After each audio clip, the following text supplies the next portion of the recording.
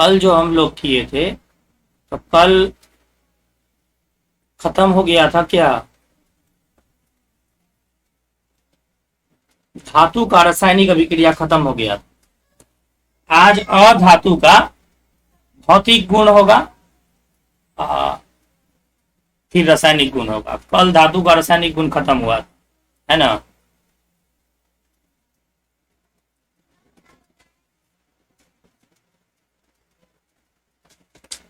चलिए, आज होगा अधातुओं के भौतिक गुण।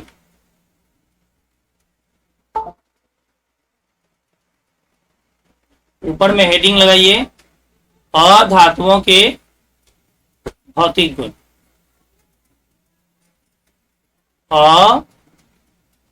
अधातुओं के भौतिक गुण। अधातुओं के भौतिक गुण पहला हो जाएगा इसमें, उस वाला में क्या लिखे थे, इसके बाह्यतम कक्षा में 1 2 3 इलेक्ट्रॉन पाए जाते हैं। ठीक है, तो इसमें लिखिए अधातुओं के बाह्यतम कक्षा में 4 5 6 या 7 इलेक्ट्रॉन पाए जाते हैं। इलेक्ट्रॉन पाए जाते हैं, पाए जाते हैं। इसके बाह्यतम कक्षा में 4 5 6 या 7 इलेक्ट्रॉन पाए जाते हैं। दूसरी बात, अधातुएं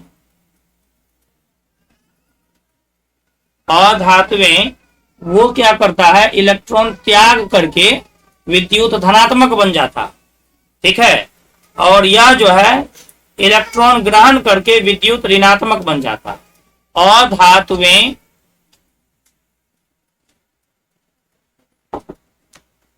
इलेक्ट्रॉन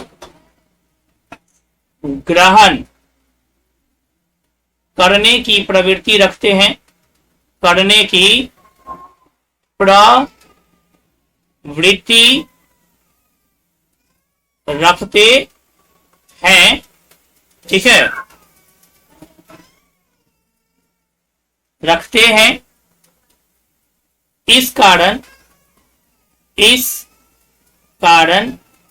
वे विद्युत ऋणात्मक होते हैं, विद्युतीय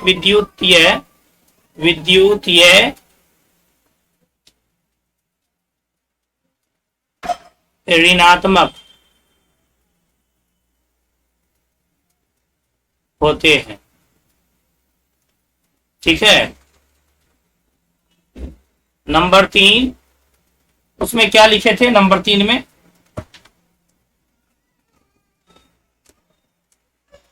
उसी हिसाब से लिखा देते हैं, याद करने में भी ठीक रहेगा, अंतर लिखने में भी ठीक रहेगा। हाँ, तो अधातुओं में आघात वर्धनीयता का गुण नहीं पाया जाता।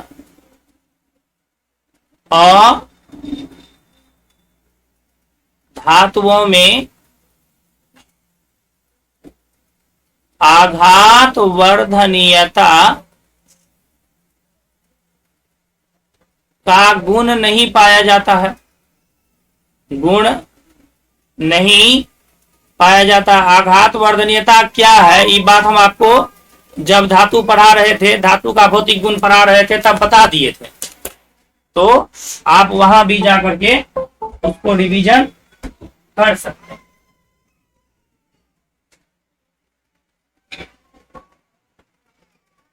आप वहां भी जाकर के उसका रिवीजन कर सकते हैं। इसके बाद तन्यता की बात बताए थे, तो अधातुओं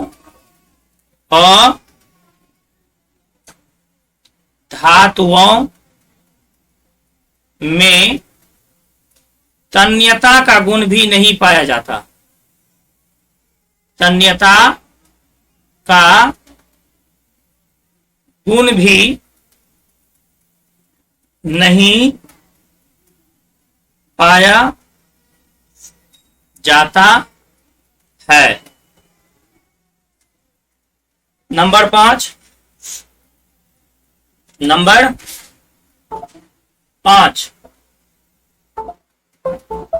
द्रवनांक और क्वथनांक। ये बताए थे कि धातु का जो द्रवनांक और क्वथनांक है वह उच्च होता है। ये बताए थे कि धातु का द्रवनांक क्वथनांक उच्च होता है, लेकिन अधातुओं का जो द्रव्यनांक क्वथनांक होगा वह अपेक्षाकृत कम होगा, निम्न होगा।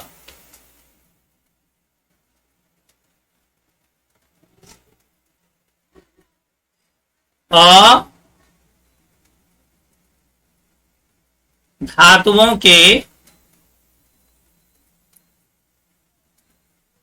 द्रव्यनांक तथा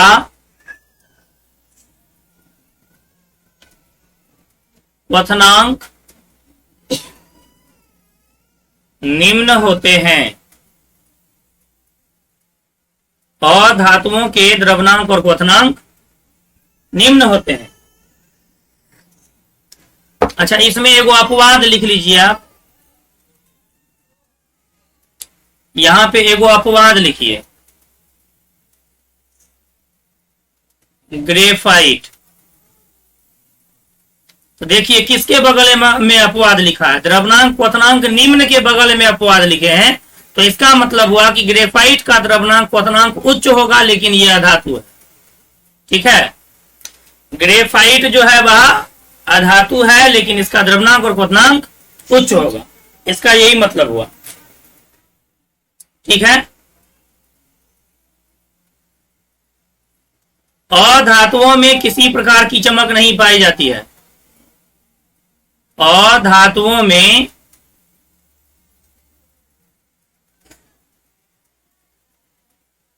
किसी प्रकार की चमक नहीं पाई जाती है, नहीं पाई जाती है। ठीक है, इसके अपवाद में आप लिखिए, इसके अपवाद में भी लिखिए ग्रेफाइट और आयोडीन। ग्रेफाइट और आयोडीन अधातु है, लेकिन इसमें चमक पाई जाती है। बाकी अधातुओं में चमक नहीं पाई जाती है। ठीक है, बाकी अधातुओं में चमक नहीं पाई जाती। ठीक है ना। अब है आपका उष्मा और विद्युत। तो अधातु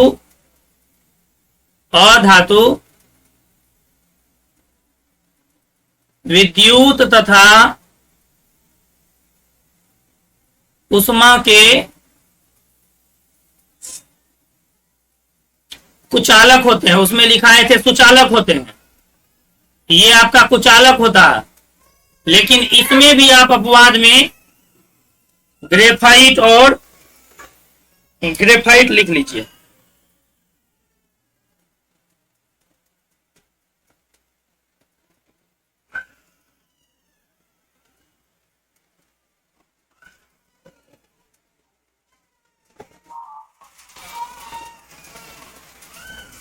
अपवाद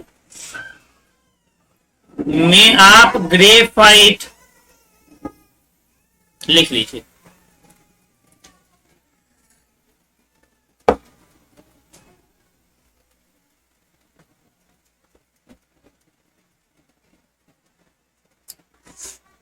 ठीक है, उसके बाद लिखिए धातु के बारे में क्या लिखा थे कि वह कठोर होता है। अधातु प्रायः मुलायम होता है, मुलायम होता है। लेकिन आप इसके अपवाद में एक चीज लिख लीजिए, अपवाद में एक चीज लिख लीजिए, हीरा। ई अधातु है लेकिन ई कठोर होता है। ई अधातु है लेकिन ई कठोर होता है। समझ रहे हैं बात को?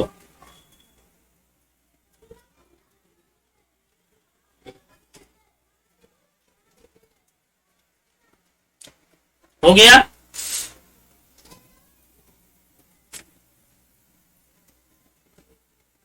धातु को पीटने पर चूर चूर हो जाता है, इससे कोई ध्वनि नहीं निकलती है। अधातु को पीटने पर, धातु को जब पीटते थे तो सुंदर ध्वनि निकलती थी, धातु ही ध्वनि कहते थे उसको। 9 नंबर।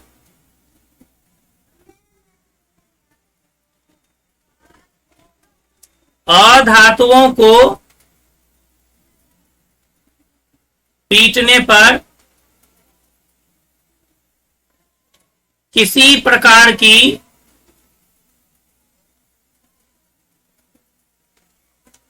ध्वनि नहीं निकलती है, नहीं निकलती है, बल्कि वे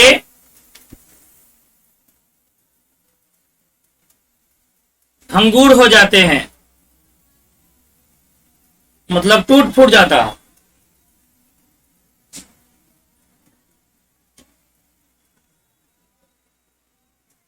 अर्थात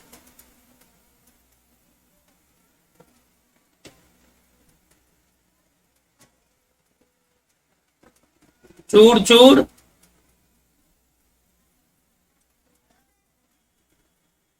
हो जाता है।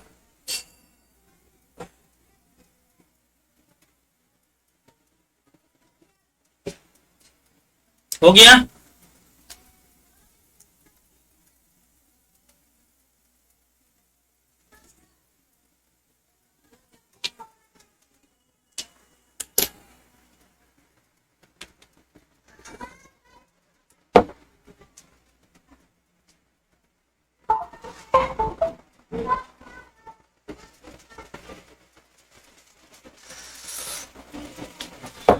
हो गया?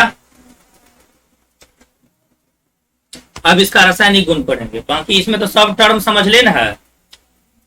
तन्यता क्या है, आघात वर्धनता क्या है, उष्माघात सुचालक कुचालक किसको बोलते हैं, वो सब तो जब पहली बार भौतिक गुण पढ़ा रहे थे तो पता ही दिए थे। अगर आप उसको भूल भी गए हैं तो एक बार रिवीजन कर लीजिएगा, नहीं तो इसका पहला वाला वीडियो देख लीजिएगा तो सब मिल जाएगा। ठीक है ना? अब हम पढ़ेंगे इसका रासायनिक गुण। ठीक है?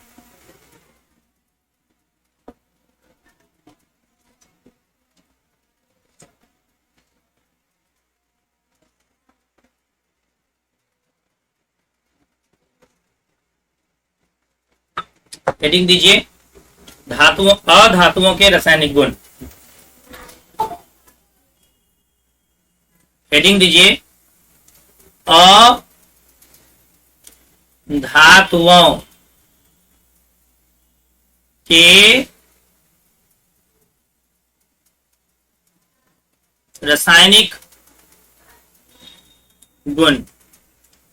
अधातुओं के रासायनिक गुण। अधातुओं के रासायनिक गुण। ठीक है? सबसे पहले इसमें हम लोग पढ़ेंगे अधातुओं का ऑक्सीजन के साथ अभिक्रिया। अधातुओं का ऑक्सीजन के साथ अभिक्रिया। तो जैसे धातु ऑक्सीजन के साथ अभिक्रिया करके क्या बनाता है, धातु के ऑक्साइड, तो अधातु भी ऑक्सीजन के साथ अभिक्रिया करके अधातु का ऑक्साइड बनाता है। ठीक है?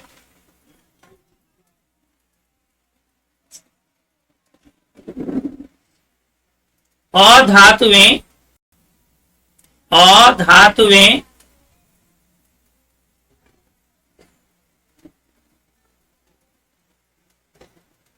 ऑक्सीजन के साथ अभिक्रिया करके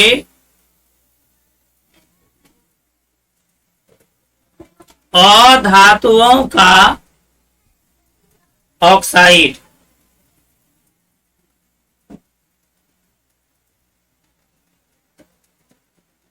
बनाते हैं।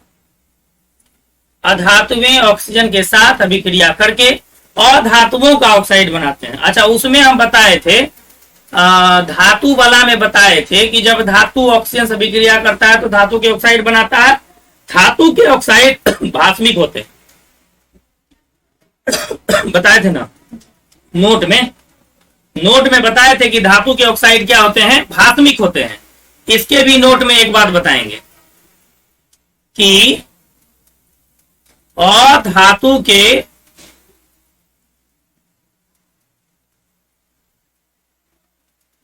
ऑक्साइड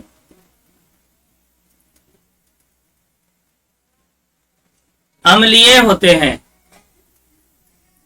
अधातु के ऑक्साइड क्या होते हैं, अम्लीय होते हैं। ये बात आपको याद भी रखना पड़ेगा, ठीक है। अच्छा, जहां तक उदाहरण की बात करें, कार्बन अधातु है और यह ऑक्सीजन से विक्रिया करके कार्बन डाइऑक्साइड बनाता है। ये आपका अधातु का ऑक्साइड हुआ, ठीक है ना। जब इसी CO2 को से H2O को अभिक्रिया करवाते हैं तो इसका कार्बन और इसका जो है हाइड्रोजन, कार्बन डाइऑक्साइड और जल, यह दोनों मिल करके कार्बोनिक अम्ल बना लेता है। क्या बना लेता है, कार्बोनिक अम्ल बना लेता है, ठीक है। और इस तरह का एक और उदाहरण होता है आपका, मान लीजिए जैसे सल्फर, यह आपका अधातु है। इसका जब अभिक्रिया ऑक्सीजन से करवाएंगे तो ये अधातु का ऑक्साइड बना लेता है, नाम होता है सल्फर डाइऑक्साइड। नाम क्या होता है, सल्फर डाइऑक्साइड। और फिर इसी सल्फर डाइऑक्साइड को जब जल से अभिक्रिया करवाते हैं तो यह सल्फोनिक अम्ल बना लेता है। क्या बना लेता है, H2SO3, ठीक है। नाम अगर कहिएगा लिखने तो इसका तो आप जानते होंगे,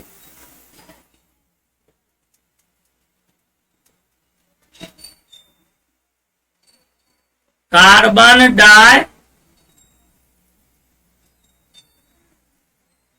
ऑक्साइड। ये हो जाएगा आपका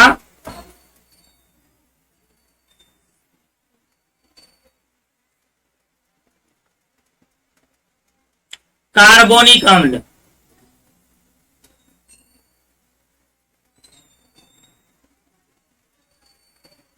ये हो जाएगा सल्फर डाइऑक्साइड,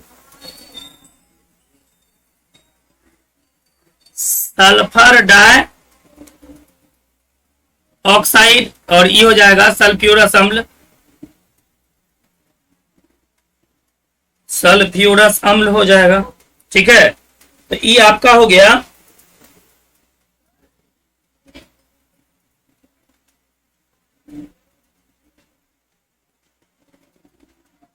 आपका अधातु के साथ ऑक्सीजन का विक्रिया, यह अम्लीय होता है। आपको एक बात अम्ल से जुड़ा हुआ जानना बहुत जरूरी है। वो पहले भी चैप्टर में भी बताए थे कि अम्ल में लिटमस पेपर डालने से कोई फर्क नहीं पड़ता है, ठीक है, लेकिन क्षार में डालने से वह नीला हो जाता है। जब नीला वाला लिटमस पेपर अम्ल में देंगे ना तब वो लाल हो जाएगा। लाले वाला लिटमस पेपर जब अम्ल में देंगे तो कोई फर्क नहीं पड़ता, ठीक है। प्रकृति से ये सभी क्या होते हैं, अम्लीय होते हैं, ठीक है। कार्बन डाइऑक्साइड हो जाए, ठीक है, कार्बन डाइऑक्साइड हो जाए, कि कार्बन मोनोऑक्साइड हो जाए, कि नाइट्रोजन डाइऑक्साइड हो जाए, ठीक है, कि नाइट्रोजन डाइऑक्साइड हो जाए, ठीक है। नाइट्रोजन ऑक्साइड लिखिए इसको, इथाइन और नाइट्रोजन ऑक्साइड। ठीक है, चाहे नाइट्रोजन मोनोऑक्साइड हो जाए। ठीक है, ये सभी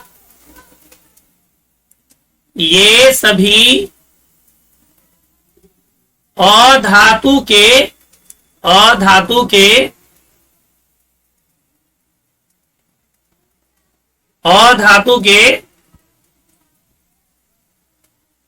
ऑक्साइड हैं तथा ये सभी अम्लीय प्रकृति के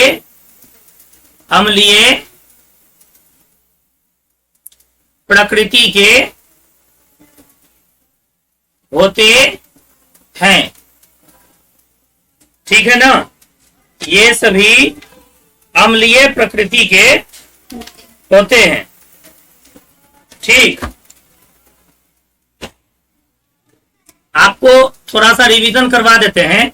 ठीक है, लिटमस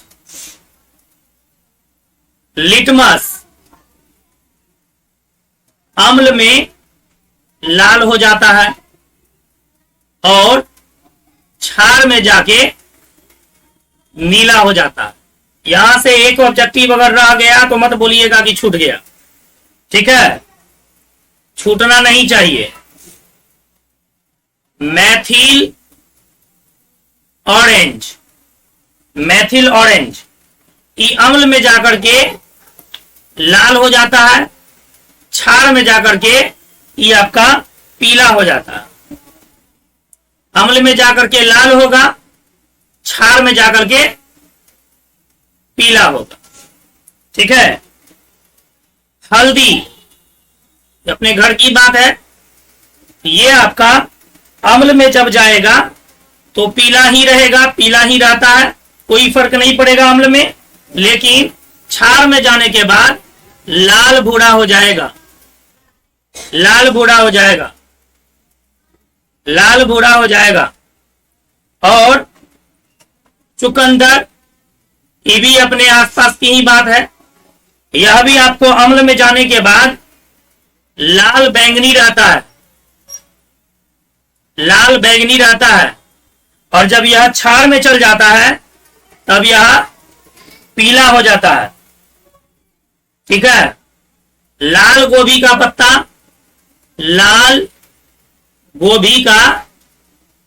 पत्ता यह जब अम्ल में जाएगा तो लाल बैंगनी हो जाएगा, और जब यह क्षार में जाएगा तब यह हरा हो जाएगा। यह आपका बहुत सुंदर और बहुत इंपॉर्टेंट बात है। इसमें से कोई अगर एक तो आपका ऑब्जेक्टिव में आ गया तो आप ये नहीं कहिएगा कि सर छूट गया, छूटना यह नहीं चाहिए।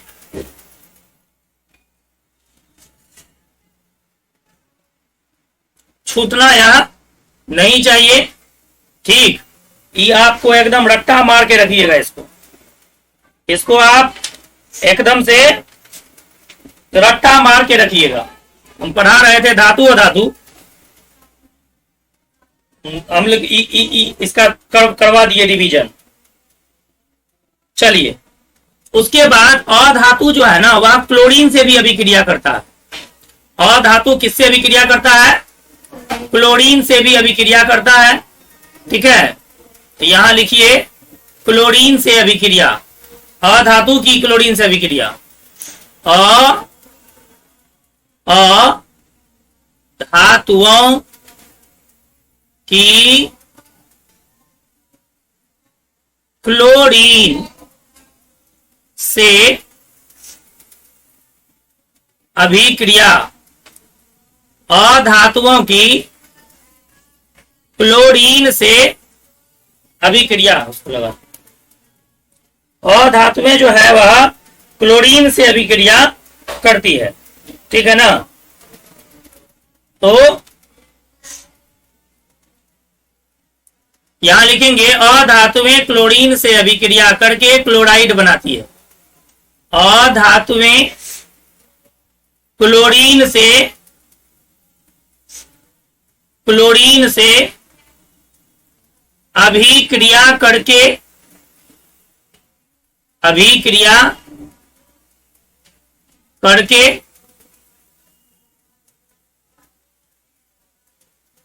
क्लोराइड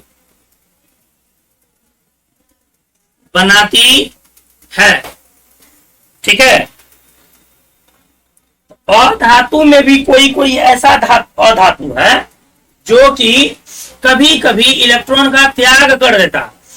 तो ऐसे सारे अधातु इलेक्ट्रॉन ग्रहण करने की प्रवृत्ति रखते हैं।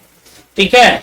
मतलब सारे अधातु जो हैं वह आपका इलेक्ट्रॉन लेने का कार्य करता है, लेकिन उनमें से कुछ अधातु ऐसा है जो कभी कभार इलेक्ट्रॉन दे भी देता है। तो जब वह कभी इलेक्ट्रॉन देता है उसी स्थिति में वह क्लोरीन से अभिक्रिया करेगा। सारे अधातु क्लोरीन से अभिक्रिया नहीं करेंगे। क्लोरीन अधातु है और अधातु से अभिक्रिया नहीं करता है, लेकिन यह क्लोरीन उसी अधातु से अभिक्रिया करेगा जिस अधातु को इलेक्ट्रॉन कभी कभी देने की भी क्षमता है।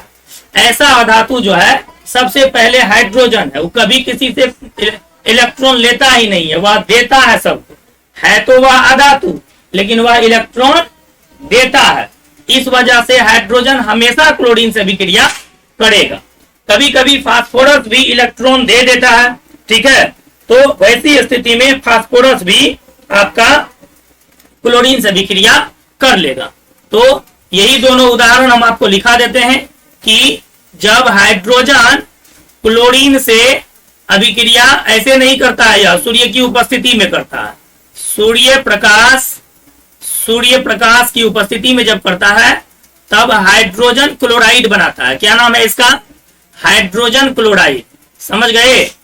और इसको हम कहते हैं हाइड्रोक्लोरिक एसिड। ऐसे इसका नाम क्या है? हाइड्रोजन क्लोराइड इसका नाम है। और हम लोग इसको हाइड्रोक्लोरिक एसिड भी बोलते हैं। हाइड्रोक्लोरिक एसिड भी हम लोग इसको बोलते हैं। ठीक है ना।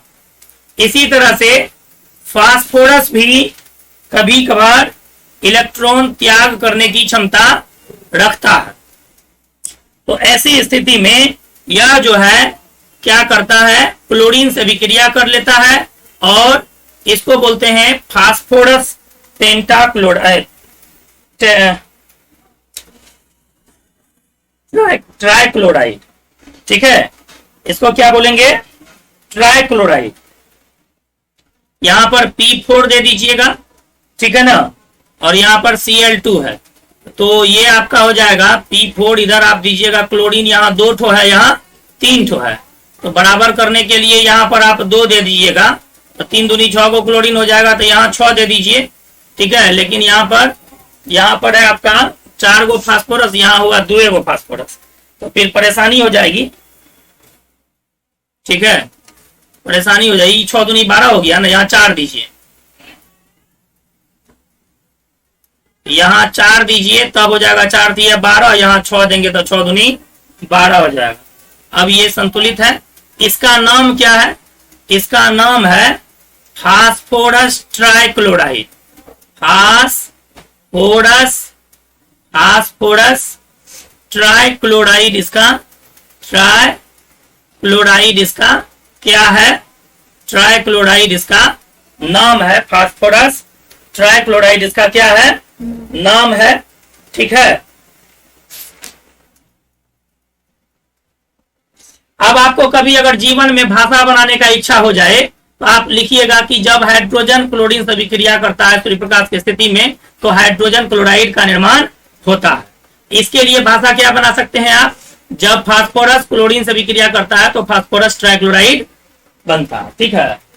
या आप उस तरह का भाषा बना के इस तरह का समीकरण बना सकते हैं। समीकरण हम लिखा दिए हैं, या आपको भाषा बनाने की इच्छा होगी तो बना लीजिए, या कभी भाषा बना के पूछेगा तो इस तरह से लिख दीजिएगा। सब समझने वाली बात है। ठीक है, कोई भी अधातु जल से विक्रिया नहीं करता है, ध्यान में रखिएगा, ये भी इसका गुण है। यहां लिख लीजिए।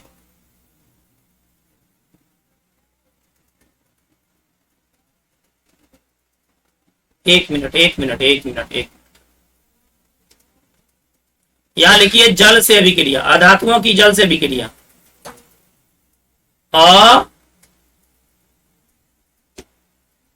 धातुओं की जल से अभिक्रिया, अधातुओं की जल से अभिक्रिया। ठीक है, अधातुओं की जल से अभिक्रिया।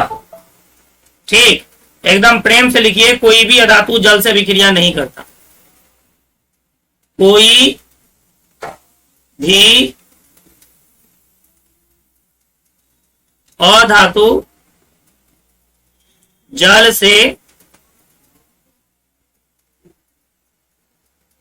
अभिक्रिया नहीं करता है। एकदम प्रेम से लिखिए, कोई बात इसमें नहीं है, कोई भी अधातु जल से अभिक्रिया करता ही नहीं है। ठीक है, अम्लों के साथ अभिक्रिया करता है, फिर हाइड्रोजन के साथ भी विक्रिया करेगा।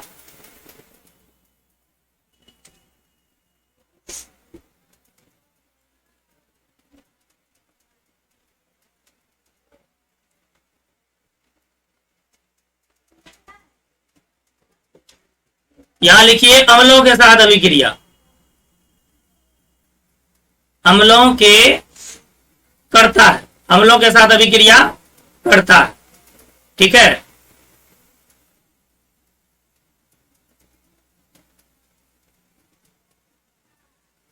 ठीक है, लिखेंगे अधातुएं, अधातुएं ऐसे तो प्रायः अम्लों के साथ अभिक्रिया नहीं करती, अम्लों के साथ अभिक्रिया नहीं करती है, लेकिन कुछ अधातुएं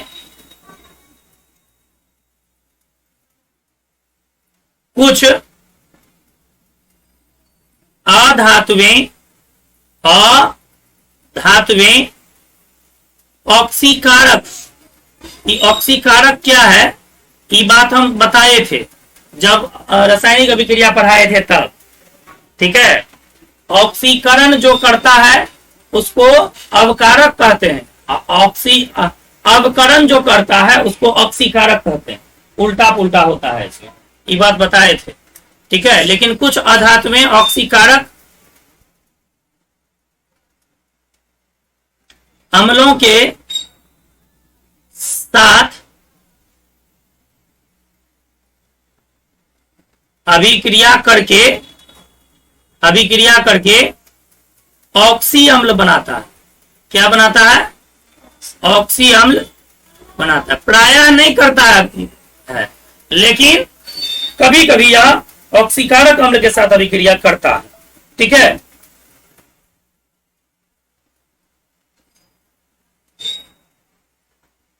ठीक है ना।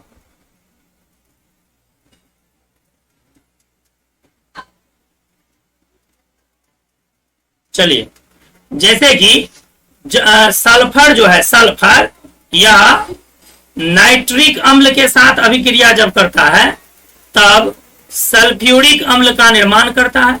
ठीक है, और इसके साथ में जो है नाइट्रोजन डाइऑक्साइड और जो है जल का निर्माण होता है। इसके बगल में तीर मार दीजिए। ठीक है ना, इसको संतुलित करिए, इसको संतुलित करिए। 2 ठो हाइड्रोजन इधर है और 2 ठो हाइड्रोजन यहाँ पे है, तो ये हो गया टोटल मिला के 4 हाइड्रोजन। ठीक है, टोटल मिला के कितना हो गया? हाँ, 4 हाइड्रोजन हो गया। इस बगल 4 दे सकते हैं, हालांकि इधर भी सल्फर 1 ठो है, इस तरफ भी सल्फर 1 ठो है। नाइट्रोजन इधर 1 ठो है, इधर आपका इधर भी एक ठो है। ऑक्सीजन इधर है आपका 4 2 6 1 7 गो। तो अगर यहाँ पर 4 दे देते हैं हम, इधर 4 गो हाइड्रोजन है, जैसे कि अगर यहाँ 4 दे देते हैं तो 4 दिया 12 गो ऑक्सीजन हो जाएगा। तो 12 गो ऑक्सीजन हो जाएगा तो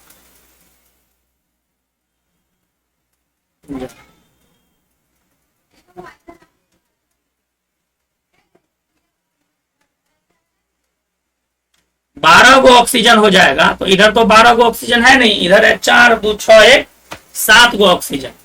तो 7 नहीं होना चाहिए, 8 होता, 10 होता, 12 होता, विषम भी रह सकता है, लेकिन सम जब बना लीजिएगा तब संतुलित करने में अच्छा रहेगा।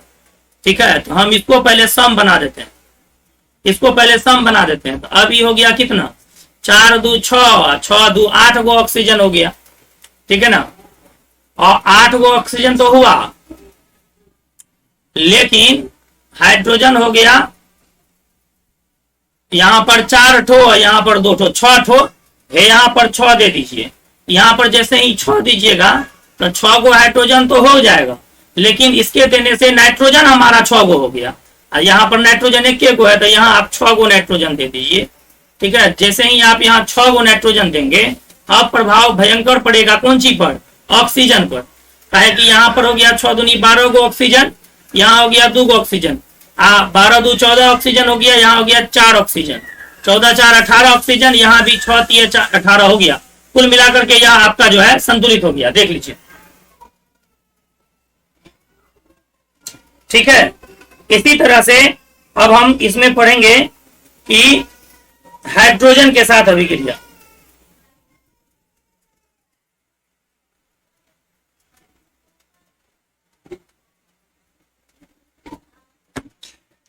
हाइड्रोजन के साथ अभिक्रिया लिख लीजिए।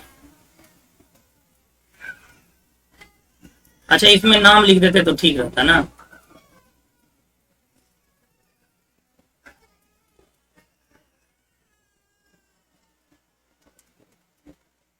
यहां पे लिख लीजिए, इसको बोलते हैं नाइट्रिक अम्ल।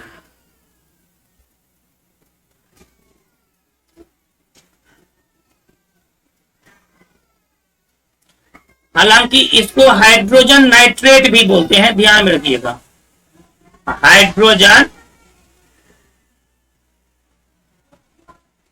नाइट्रेट भी बोलते हैं। इसको सल्फ्यूरिक अम्ल बोलते हैं, सल्फ्यूरिक अम्ल बोलते हैं। इसको हाइड्रोजन सल्फेट भी बोलते हैं, हाइड्रोजन सल्फेट भी कहते हैं, ध्यान रखिएगा। ठीक है, ये आपका देखिए NO3 वाला नाइट्रेट होता है, NO2 वाला नाइट्राइट होता है।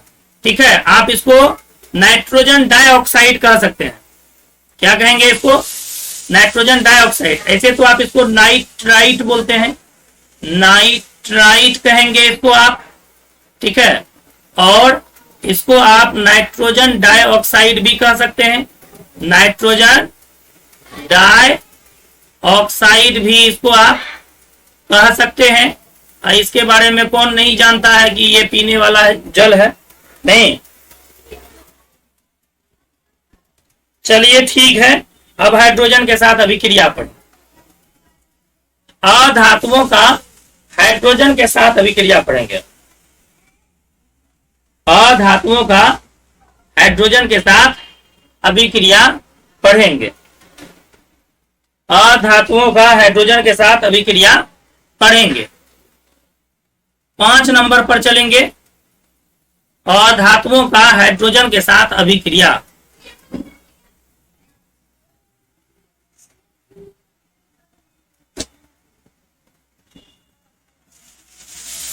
अधातुओं का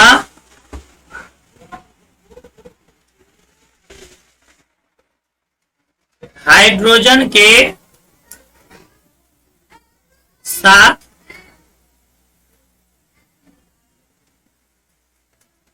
अभिक्रिया।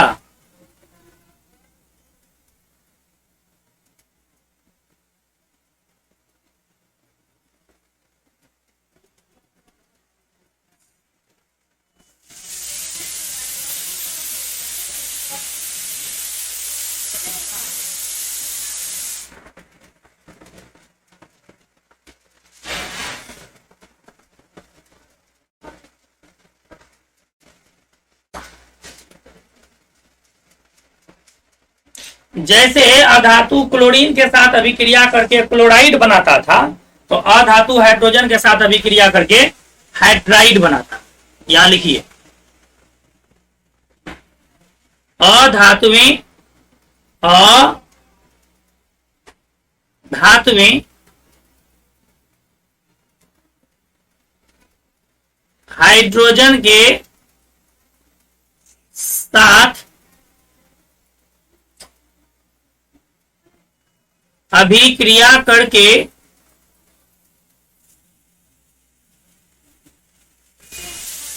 हाइड्राइड बनाते हैं।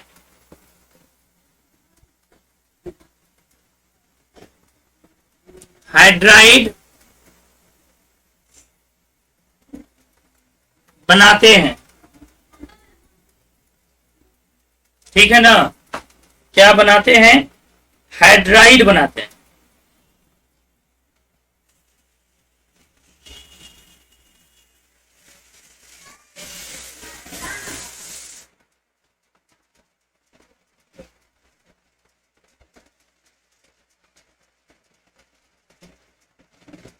ठीक, जैसे कि मान लीजिए ये आपका नाइट्रोजन गैस, इसको जब हाइड्रोजन गैस से अभिक्रिया करवाई जाती है तो यह क्या होता है?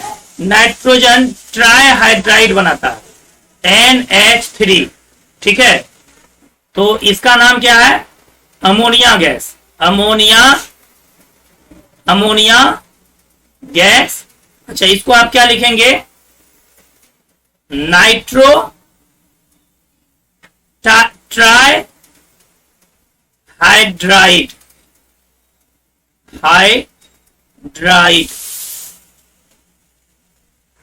हाइड्राइड, ठीक है।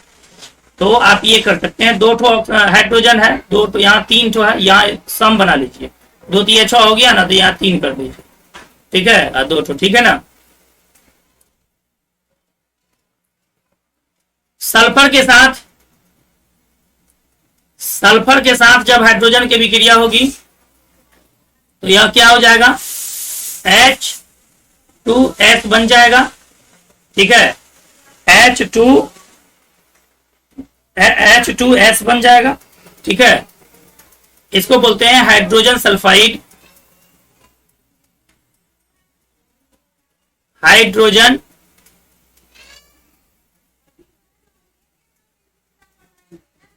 सल्फाइड बोलते हैं इसको। क्या बोलते हैं इसको? हाइड्रोजन सल्फाइड बोलते हैं इसको। हाइड्रोजन सल्फाइड बोलते हैं। हाइड्रोजन सल्फाइड बोलते हैं इसको।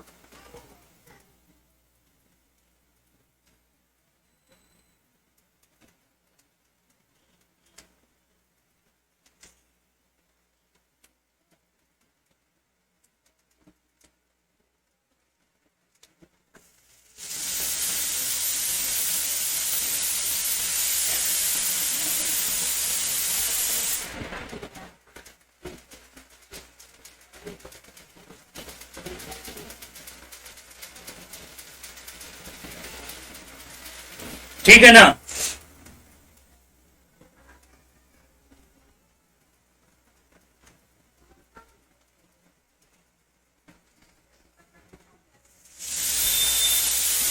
अधातुओं में ऑक्सीकारक वाला गुण होता है, लिख लीजिए, ऑक्सीकारक गुण यहां पर दे दीजिए, ठीक है, 6 नंबर।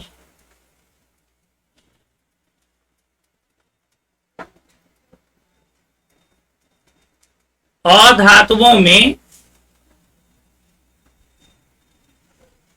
ऑक्सीकारक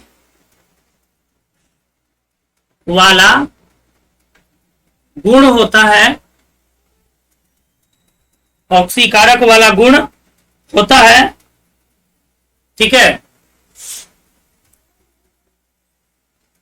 यहां पे एक बात लिख लीजिएगा नोट में, सभी अधातुओं में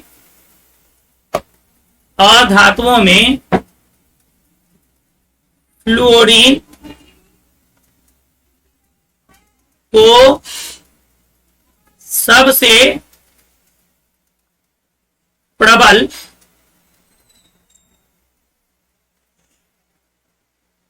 ऑक्सीकारक माना जाता है।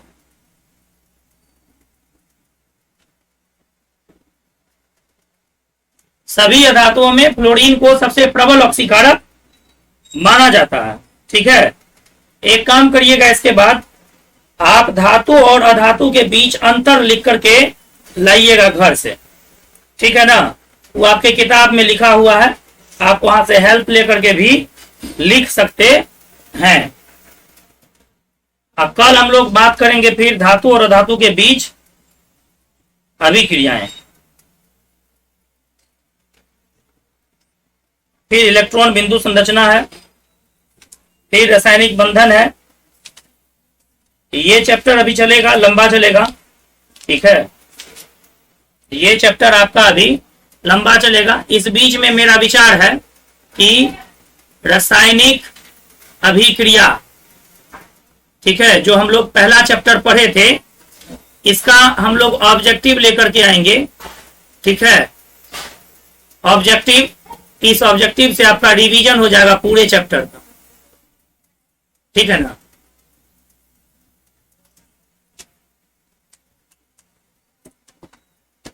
कल जो बात होगी इसके आगे अधातु की बात होगी। ऑब्जेक्टिव अभी 1-2 दिन समय लग सकता है लाने में, बता दिए अभी।